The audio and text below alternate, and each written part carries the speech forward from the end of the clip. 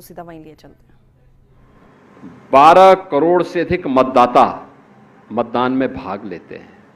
अनुमान करिए देश के अंदर किसी भी राज्य की आबादी भी उत्तर प्रदेश के बाद किसी अन्य राज्य की आबादी 12 करोड़ से ज़्यादा नहीं है, लेकिन यहाँ केवल ग्रामीण क्षेत्र में ग्राम पंचायत, क्षेत्र पंचायत, जिला पंचायत के चुनाव में जो मतदाता भागीदार होते हैं उनकी संख्या होती है 12 करोड़ से अधिक, जिसमें 58,000 यानी आज के दिन पे 57,600 ग्राम पंचायतें हैं, 75,000 से अधिक क्षेत्र पंचायत के सदस्यगण हैं, 826 क्षेत्र पंचायतें हैं और 75 जिला पंचायत हैं और 7 लाख से ज्यादा ग्राम पंचायत के सदस्य हैं। इतनी बड़ी व्यवस्था ये तो हो गई पंचायती राज की, और स्थानीय निकाय के 17 नगर निगम, 199 नगर पालिकाएं और 544 नगर पंचायत के साथ साथ 14,000 से अधिक पार्षदों का चुनाव भी यही राज्य निर्वाचन आयोग करता है। यानी दुनिया के अंदर अगर भारत सबसे बड़ा लोकतंत्र है तो ये मान करके चलिए कि सबसे बड़े लोकतंत्र के लिए सबसे ज्यादा प्रतिनिधि चुनाव करने का काम भी उत्तर प्रदेश का राज्य निर्वाचन आयोग कर रहा है। और राज्य निर्वाचन आयोग के पास अपना कोई भवन नहीं था, किराए के भवन में।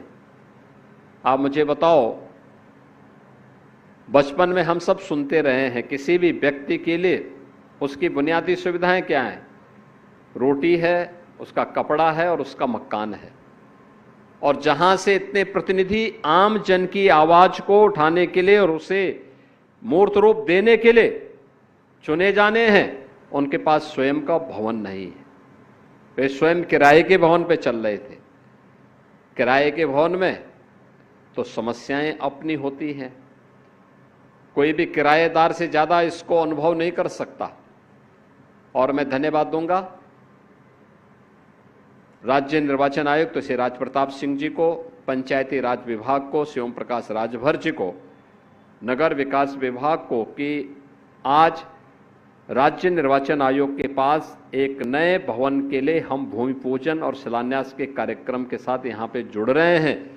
अब आने वाले समय में मेरा ये मानना है कि राजकीय निर्माण निगम अगर इस कार्य को कर रहा है तो अगले 1.5 साल के अंदर, उससे भी कम समय में यह 6 मंजिला भवन राज्य निर्वाचन आयोग का अपना बन करके तैयार होगा और देश का यह 4था या 5वां राज्य होगा जिसके पास राज्य निर्वाचन आयोग का अपना स्वयं का भवन होगा।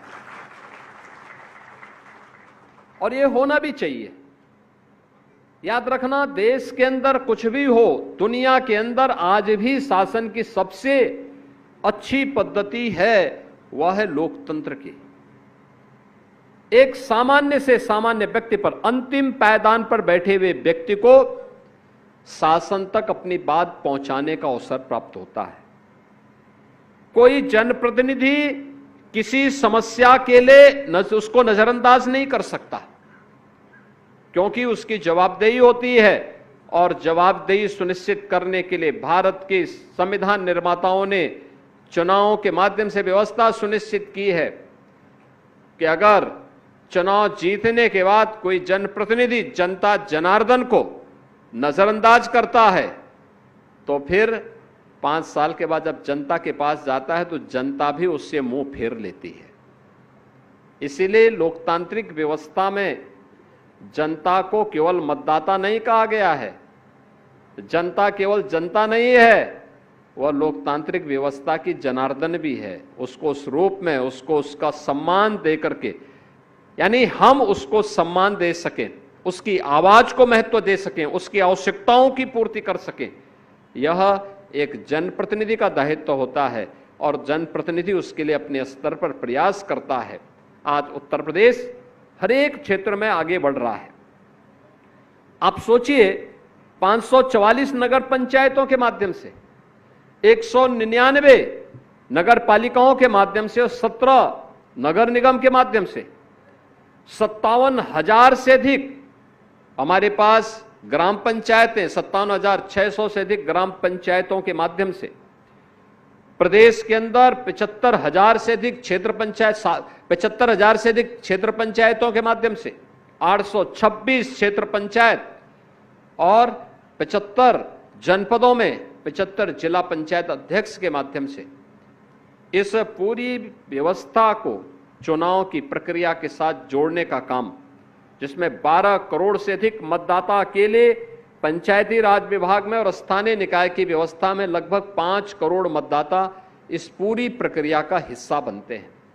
तब 8 लाख से अधिक प्रतिनिधि चुन करके जाते हैं पंचायती राज व्यवस्था, त्रिस्तरीय पंचायती व्यवस्था में भी और क्षेत्र आपके स्थानीय निकाय के व्यवस्था में भी। ये लोकतंत्र की नींव को सुदृढ़ करता है और स्थानीय निकाय और पंचायती राज व्यवस्था अगर मजबूत है तो विधानसभा और लोकसभा में भी मजबूत जनप्रतिनिधि चुन करके जाते हैं, जो वहां की आवाज बन जाते हैं, वहां की पहचान को आगे बढ़ाते हैं। लोकतांत्रिक व्यवस्था अगर मजबूत है तो हर संस्था अपने आप ही संवेदनशील बनती है, विकास के प्रति आग्रही बनती है। आज के इस अवसर पर यह कार्य अत्यंत महत्वपूर्ण कार्य है, एक दूरदर्शितापूर्ण कार्य है, भविष्य को देखने का कार्य है, क्योंकि हमारा भविष्य प्रधानमंत्री जी ने सुनिश्चित किया है कि 2047 तक आते आते भारत विकसित भारत होगा। तो विकसित भारत के लिए विकसित उत्तर प्रदेश, तो विकसित उत्तर प्रदेश में लोकतांत्रिक प्रक्रिया भी उतनी ही विकसित होनी चाहिए, उतना ही सशक्त होना चाहिए, यह आवश्यक है। और आज उसकी नींव यहां पर राज्य निर्वाचन आयोग ने किया है।